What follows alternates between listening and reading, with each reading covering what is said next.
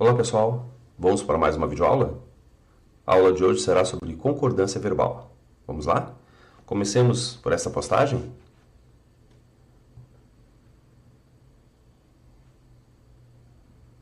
Seguida desta outra, para dar uma descontraída.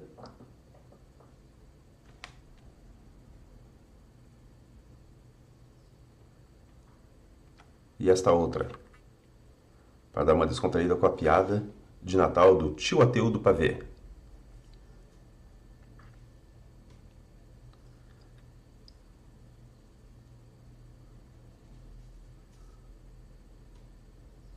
Bom, essas postagens não estão aí gratuitamente, elas foram colocadas de maneira deliberada. Por quê?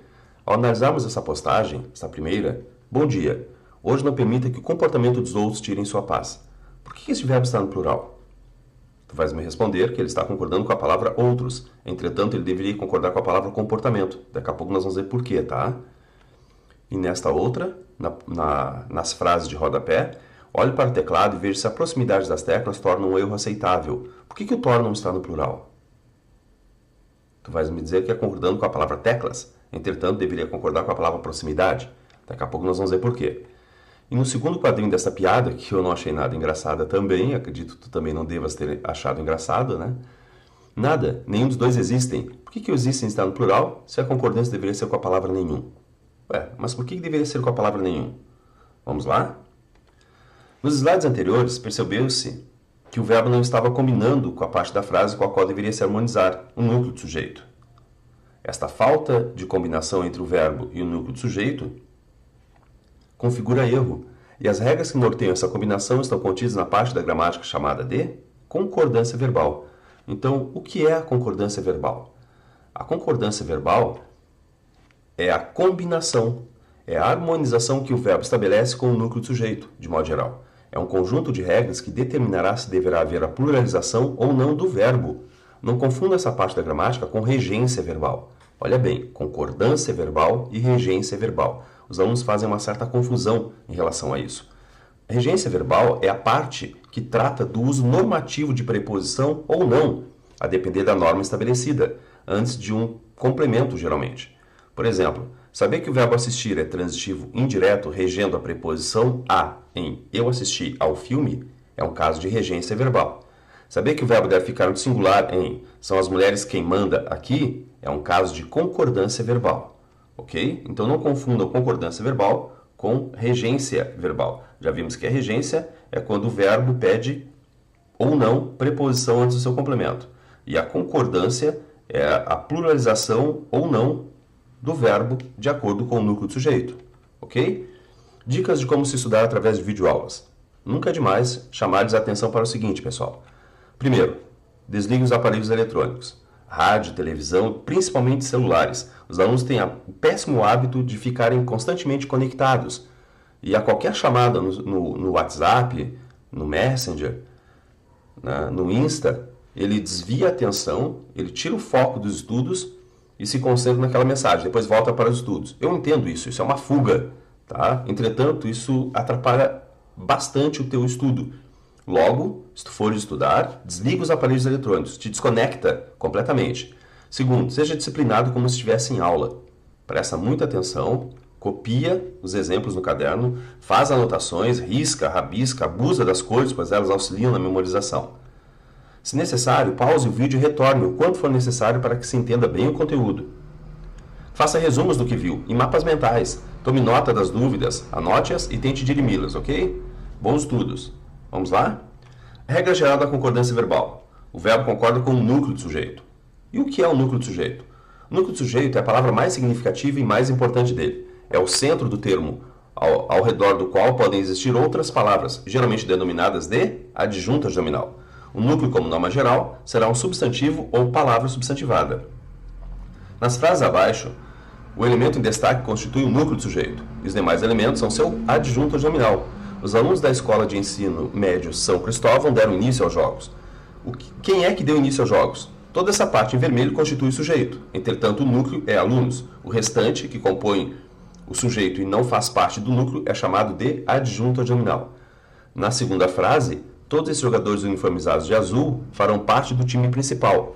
Nós temos jogadores como núcleo e o restante adjunto adnominal. Ok? Então, o que é o adjunto adnominal? Adjunto adnominal nada mais é que toda aquela palavra que gravita em torno do núcleo de qualquer função sintática. No caso, o sujeito. Ok?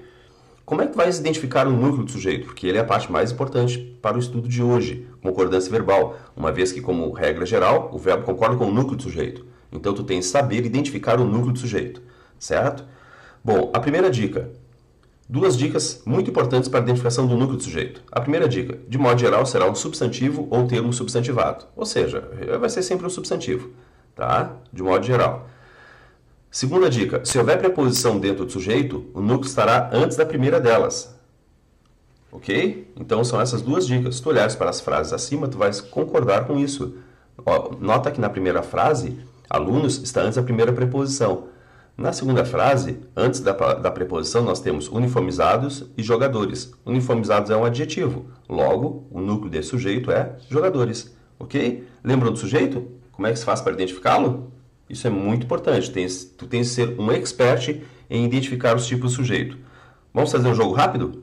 Bora lá. O que é o sujeito? Cara, conceito não nos interessa, tá? O sujeito é a parte da frase sobre a qual se afirma algo ou a parte da frase que pratica ou, em alguns casos, sofre a ação expressa pelo verbo. Quais são os tipos de sujeito? Nós temos sujeito simples, aquele que possui um só núcleo. Nós temos sujeito composto, é aquele que possui dois ou mais núcleos. Nós temos sujeito oculto, é aquele que nós não estamos vendo, mas conseguimos subentender. Tu trouxeste o que nós pedimos ontem, o tu e o nós, embora não estejam evidentes, são facilmente depreendidos dessas frases aí, ok?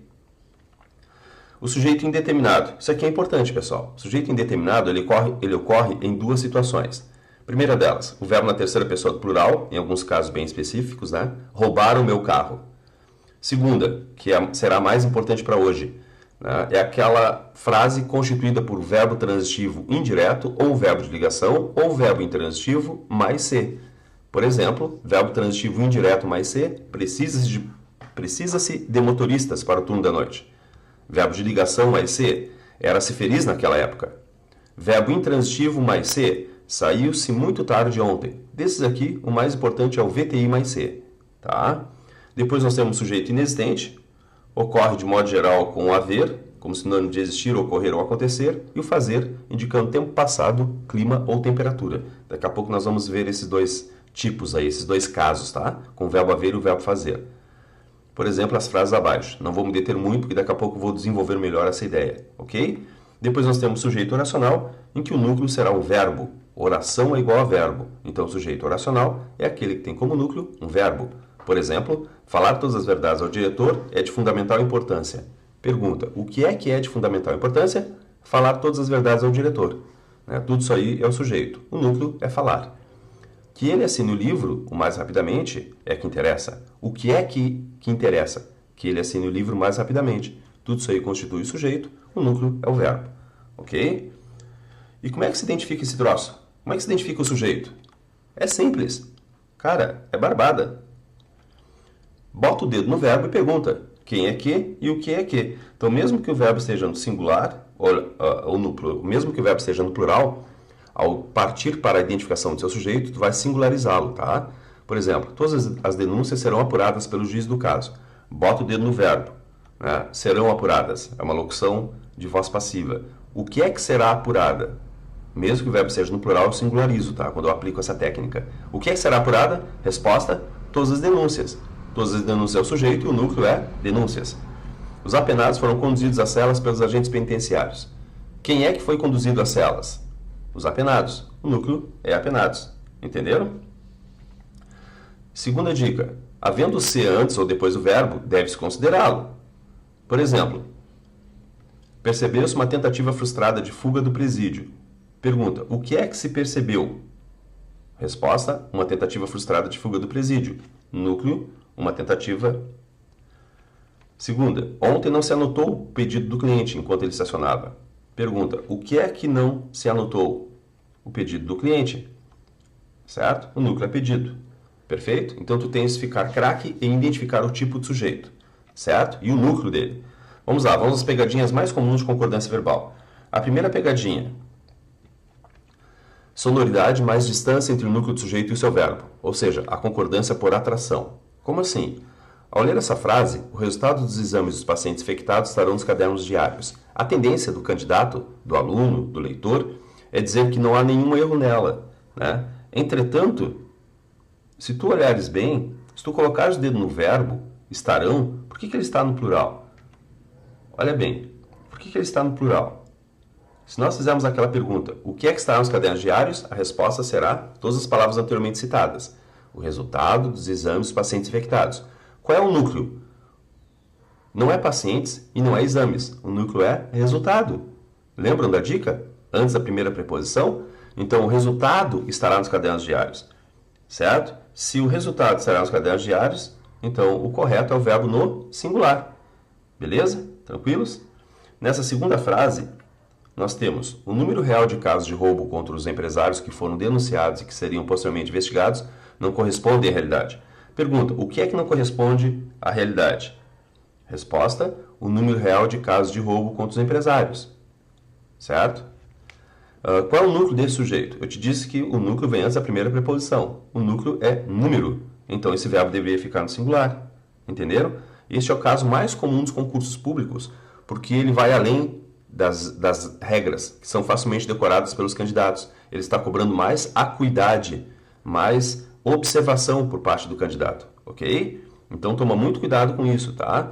É normal nas bancas distanciar-se o núcleo do sujeito do seu verbo. Quando eu distancio, o aluno se perde um pouco. Beleza? Vamos lá, então? Então, este é o primeiro caso. Segundo caso, a inversão. Ou seja, o que é isso, inversão? A inversão é o deslocamento de termos. Por exemplo, chegou ontem pela manhã, para a surpresa do diretor, os papéis de reforma da escola. Pergunta, o que é que chegou ontem pela manhã? Resposta, os papéis. Então, deveria ser, chegaram ontem pela manhã. Na inauguração do clube, ficava muito bem em ti aqueles sapatos. Pergunta, o que é que ficava muito bem em ti? Resposta, aqueles sapatos. O núcleo é sapatos. Então, o verbo deveria estar no plural. Entenderam? Então, essa pegadinha é chamada de inversão. Terceiro caso. Verbo transitivo direto mais ser. Ou seja, quando esse ser é pronome passivador. Vende-se livros. Ao se deparar com essa frase, o aluno julga que livros é o objeto direto. Mas não, ele é o sujeito da voz passiva. Vende-se livros. Pergunta, o que é que se vende? Lembram daquela pergunta para achar o sujeito? O que é que se vende? Resposta, livros. Certo? Se eu achei como livros, se eu achei como resposta a palavra livros, então isso indica que livros é o sujeito. E se livros é o sujeito está no plural, o verbo também deve ir para o plural. Certo? Por que o verbo está no singular se o sujeito está no plural? Certamente não se fala as verdades que deveriam ser ditas. Nessa frase, o que é que se fala? Olha bem, dá uma lida melhor nessa frase aí. Certamente não se fala as verdades que deveriam ser ditas. O que é que não se fala? Resposta, verdades. Então, verdades é o núcleo do sujeito. Se verdades é o núcleo do sujeito está no plural, o verbo também deveria estar no plural. Certo? Durante a noite não se ouvia outras coisas a não ser o quebrar de galhos. O que é que não se ouvia? Resposta, outras coisas. Por que o verbo ouvir está no singular se o seu sujeito está no plural? Observe agora. Vendem-se livros. Livros são vendidos. Então, eu consigo fazer a transposição de uma voz passiva sintética para a voz passiva analítica. Isto é um recurso utilizado para confirmar a concordância, certo? Consertam-se pulseiras. Pulseiras são consertadas. Certamente não se falam as verdades que deveriam ser ditas. Certamente as verdades que deveriam ser ditas não são faladas. Durante a noite não se ouviam outras coisas a não ser o quebrar de galhos. Durante a noite, outras coisas não eram ouvidas, a não ser o quebrar de galhos. Nesses casos, o ser é classificado como pronome passivador, pois as frases se encontram na voz passiva sintética, em azul, a qual admite a conversão para a voz passiva analítica, em vermelho. Sugiro dar uma estudada em vozes verbais, voz passiva sintética e analítica, e também na classificação do ser como pronome passivador. Isso é muito importante, ok? Dei uma lida nessa postagem que eu encontrei dia desse no Face. É na dificuldade que se descobre os verdadeiros amigos. Por que o verbo descobre está no singular? Se nós colocarmos o dedo nele e perguntarmos o que é que se descobre, nós vamos ter como resposta os verdadeiros amigos. Certo? Então, essa postagem deveria ter sido escrita com é na dificuldade que os verdadeiros amigos são descobertos, transpondo para a voz passiva analítica. Sendo assim, o verbo descobre deveria estar no plural. É na dificuldade que se descobrem os verdadeiros amigos. Perfeito? Quarto caso, verbo transitivo indireto mais ser. com caso de índice de indeterminação do sujeito, o verbo no singular. Precisam-se de respostas, o verbo no singular. Necessita-se de soluções. No escritório não se procurou por papéis do ano passado e não se necessita de pessoas incapazes de sonhar, certo? Então essas frases deveriam ser assim corrigidas. Porque neste caso, o ser é classificado como índice de indeterminação do sujeito. E assim, o verbo fica sempre no singular, ok? Observação. Se você teve dúvida nessa parte do conteúdo, verbo transitivo direto e indireto, ou verbo transitivo indireto mais ser, se ficou hesitante quanto à classificação do ser como pronome passivador ou índice de indeterminação do sujeito, dá uma estudada nisso ou uma revisada com carinho, ok? Essa é uma parte muito importante do conteúdo, tanto para a concordância verbal quanto para a classificação do ser, e tem sido muito cobrada por várias bancas. Perfeito? Agora uma pergunta. Qual dessas versões está correta? Letra A maior parte dos homens é casada, ou letra B, a maior parte dos homens são casadas? A maioria dos homens é casada, ou a maioria dos homens são casados? Qual dessas versões está correta? Agora nós vamos estudar o quinto caso, sujeito partitivo, certo? O que é o sujeito partitivo? Como o próprio nome sugere, é aquele que se refere a uma parte e não à totalidade, ok? A concordância, nesses casos, é facultativa. Pode fazê-la com o núcleo do sujeito ou com o adjunto germinal. Então, aqui nós temos a primeira, vamos dizer assim, a primeira variação da regra de concordância verbal. Porque a regra básica é que o verbo deva concordar com o núcleo do sujeito. Neste caso, ele pode concordar com o adjunto germinal, certo? Então, a maioria dos homens é divorciada ou a maioria dos homens são divorciados. A maioria dos homens está atrasada, ou a maioria dos jogadores está atrasada, ou a maioria dos jogadores estão atrasados. A concordância pode se dar tanto com o núcleo do sujeito, que é a maioria, e antigamente era só essa regra que prevalecia, quanto com o adjunto germinal, certo? Dos homens no primeiro caso e dos jogadores no segundo. Ok? Observação. Se o verbo estiver anteposto às expressões que indicam o sujeito partitivo, o verbo fica no singular. Tá? Então, assinou a petição de intervenção a maioria dos operários. Expressões que indicam o sujeito partitivo. A maioria de, a minoria de, grande parte de, grande número de, o menor número de, mais da metade de, menos da metade de, boa parte de, o grosso de, etc. Observação. Há um caso especial que trata do que se denomina de coletivo especificado, ou seja, palavras que se referem a um coletivo, a um grupo, como por exemplo a palavra multidão. Nessa situação, o verbo também pode pluralizar, deixando de concordar com o núcleo do sujeito. Observe, a multidão de alunos se apresentou no pátio às 10 horas em ponto, ou a multidão de alunos se apresentaram no pátio às 10 horas em ponto. Expressões que seguem o mesmo paradigma, uma porção de, uma parte de, um grupo de, um bando de, uma turma de. Então essa também é uma outra variação da concordância verbal que não tem sido muito cobrada em concurso, tá? É quando o núcleo do sujeito expressar um coletivo. Perfeito? Sexto caso, verbo antes do sujeito composto. Tem caído bastante em concurso, tá, pessoal? Observa. O diretor e o gerente de produção assinaram o projeto de instalação das redes. Por que o verbo assinar está no plural? Simples, concordando com o sujeito composto, o diretor e o gerente de produção. Perfeito? Tá, agora eu faço uma pergunta. E se o verbo estiver antes do sujeito composto? Por exemplo, assinou o projeto de instalação das redes o diretor e o gerente de produção? Ou assinaram o projeto de instalação das redes, o diretor e o gerente de produção. A concordância é facultativa. Então, olha bem para esse caso, tenta compreendê-lo, porque ele é muito cobrado em várias bancas, certo? Então, nota que quando o sujeito posposto ao verbo for composto, o verbo poderá ficar no singular ou ir para o plural. Repetindo, se eu tiver um sujeito composto depois do verbo, o verbo pode ficar no singular ou ir para o plural. Assinou o projeto de instalação das redes o diretor e o gerente de produção, ou assinaram o projeto de instalação das redes o diretor e o gerente de produção. Isso tem sido bastante cobrado em concurso, certo? Como se observa nesse próximo slide. Uma questão da Carlos Chagas, o verbo que, no contexto, pode ser corretamente flexionado no singular, sem que nenhuma outra modificação seja feita na frase, está sublinhado em... Nós temos das várias alternativas como resposta correta a letra B. Quando se perde um amigo, vem o vazio e a sensação de que... Último parágrafo. Olha bem. Quando se perde um amigo, vem um vazio e a sensação de... Nota que esse verbo está no plural, concordando com o vazio e a sensação de. né? E a sensação são o núcleo do sujeito, o vazio e a sensação. E eles estão pospostos ao verbo, por isso que esse verbo pode ficar no singular. Um outro exemplo, uma realidade onde exista mais equidade e respeito pela diversidade. A respeito do verbo sublinhado acima, afirma-se corretamente a resposta correta é a letra D. Pode ser substituído pela forma existam, sem prejuízo para a correção. Voltem lá na frase e olhem bem.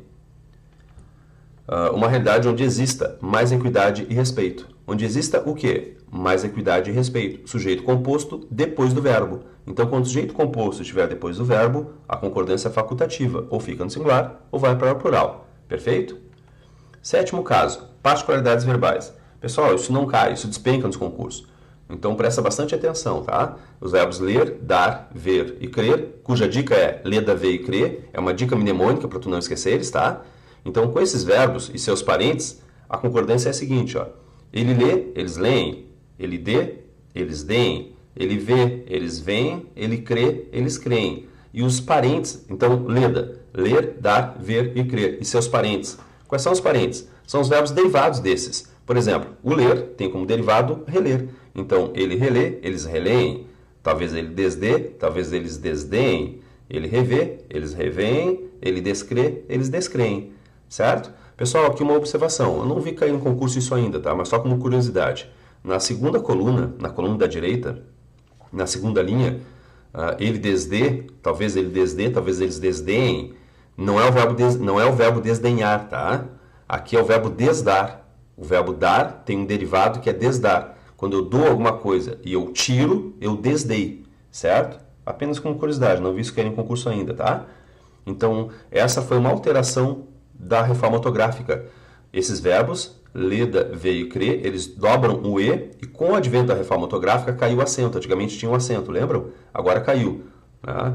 Lembram que com a reforma ortográfica caiu o acento desses verbos? Dobrou o E, dobrou o O, caiu o acento. Certo? Essa é uma alteração da reforma ortográfica. Descreem, revém, enjoo, abençoo e etc. Agora, o oitavo caso. Os verbos ter e vir. Tá? Quanto à regra de concordância, são exatamente idênticos. Como assim? Ele tem, eles têm.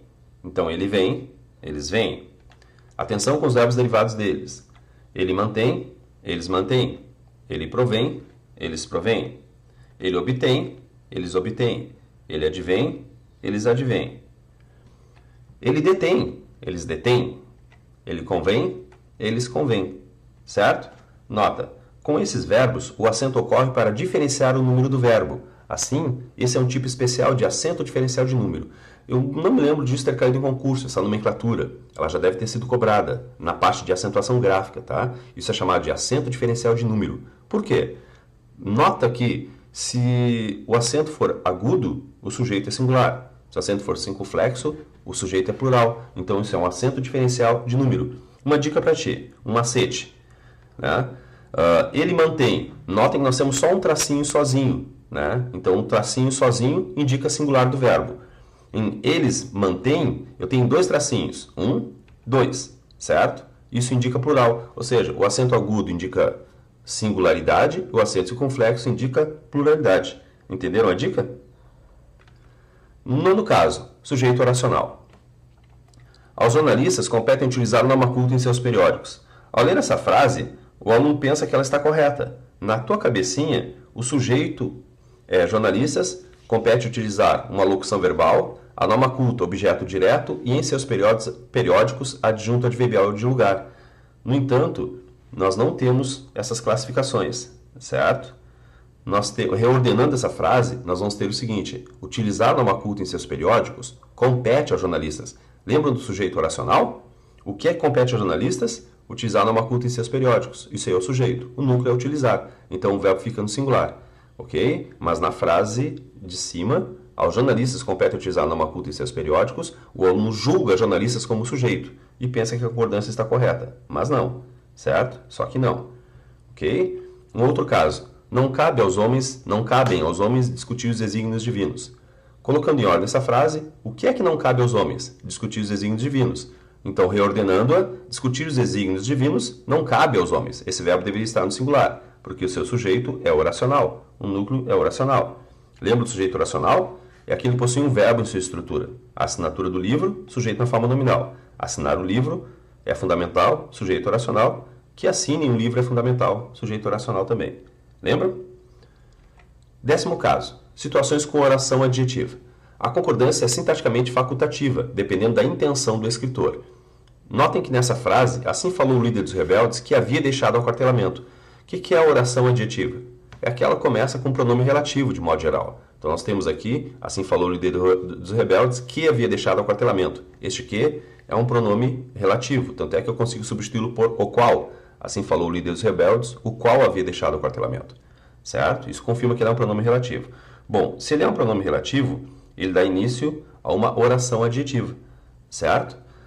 Então, quando houver essa oração adjetiva, a concordância do verbo que havia deixado pode-se dar no singular, né, concordando com o líder, ou pode-se dar no plural, concordando com rebeldes. Entenderam? É facultativo isso. Depende da intenção do escritor. Se eu pretendo dizer que são os rebeldes, eu coloco no plural. Se eu pretendo dizer que é o líder, eu coloco no singular. E como é que isso cai em concurso? Olha que interessante essa questão da CESP. Era preciso colocar no papel e compartilhar a dor daquelas pessoas que, mesmo ao fim do processo e com a sentença prolatada, não me deixavam esquecê-las. Observem o comando. A alteração da forma verbal deixavam para o singular deixava não comprometeria a coesão gramatical do período em que tal forma aparece, mas modificaria seu sentido original. Observa, se eu colocar esse verbo no singular, o comando diz que ficaria correta a frase. Tá? Por que ficaria correta? Nota que este verbo está no singular porque o referente do que, aliás, esse verbo está no plural, porque o referente do que, ou seja, a palavra por ele retomada, é pessoas. A dor daquelas pessoas que não me deixavam esquecê-las. As pessoas não me deixavam esquecê-las. Se eu colocar no singular, observa essa variação, né, eu vou ter o referente do que como dor. Então, o comando, né, essa questão está correta. Entenderam? Tem a ver com o conteúdo estudado anteriormente. Certo? Tranquilos? Uma outra questão do CESP que também explora isso, né? Cerca de 3 séculos depois, Portugal lançou-se em uma expansão de conquistas que, à imagem do que Roma fizera, levou a língua portuguesa a remotas regiões. Nota que aquele verbo está no singular, que levou a língua portuguesa.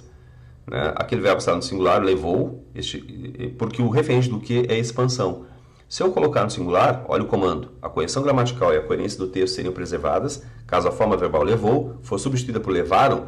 Neste caso, eu posso pluralizar o verbo e o sentido permanece o mesmo. Por quê? A expansão de conquistas que levou a língua portuguesa a remotas regiões ou a expansão de conquistas que levaram a língua portuguesa a remotas regiões. Aqui o sentido não é alterado como na frase anterior. Porque expansão e conquistas são a mesma coisa, são sinônimos no caso. Né? Temos uma sinonímia por semântica, por contexto, ok? O 11º caso, sujeito formado por numeral percentual ou fracionário. Pessoal, isso quase não cai. Tá? A concordância se dá com um numerador ou com um especificativo, que vem depois da preposição. Em porcentagens, concorda com um numeral ou com um especificativo. Observe, somente 1,4 dos alunos assinou a ata, ou 1,4 dos alunos assinaram a ata, ou concorda com um numerador ou com um especificativo, o adjunto nominal.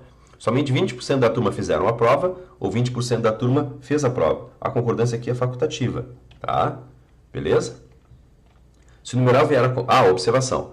Se o numeral vier acompanhado de determinante, artigo ou pronome, concordará somente com o numeral. Os 20% da turma fizeram a prova e poderão sair imediatamente. Tá? A concordância dá com o numeral, os 20%. Essa regra não tem sido muito cobrada em concurso não, tá pessoal? 12º caso. O verbo parecer mais outro no infinitivo. Por incrível que pareça, ou pluraliza um ou outro, nunca ambos ao mesmo tempo, tá? Isso é uma regra que quase não cai em concurso, é bastante estranha. Vamos lá? As estrelas parecem brilhar mais, que é o que nós preferimos, é o que todo falante, né, acredito eu, prefira, mas nós temos também essa possibilidade. As estrelas parecem brilharem mais. Fica muito estranho, mas fazer o que é, né? Não fui eu quem inventou, eu tinha mais coisas que fazer quando era criança, ok? Vamos lá então, 13º caso, com os apóstrolos resumitivos, nada, ninguém, tudo, antes ou depois das palavras a que se refere, o verbo no singular. Tá? É uma regra que também não tem sido muito cobrada em concursos. Vamos lá. Carro, moto, casa, bicicleta, televisão, nada foi vendido. Tudo, dor, ansiedade e cansaço, fez o candidato desistir. Paulo, Ricardo ou mesmo Rejane, ninguém o faria sair. Então, quando houver os apóstrolos resumitivos, nada, ninguém, tudo, né? Antes ou depois de vários substantivos, o verbo concorda com ele, ficando no singular. Beleza? Vamos agora para uma regra que cai muito em concurso público: os verbos impessoais.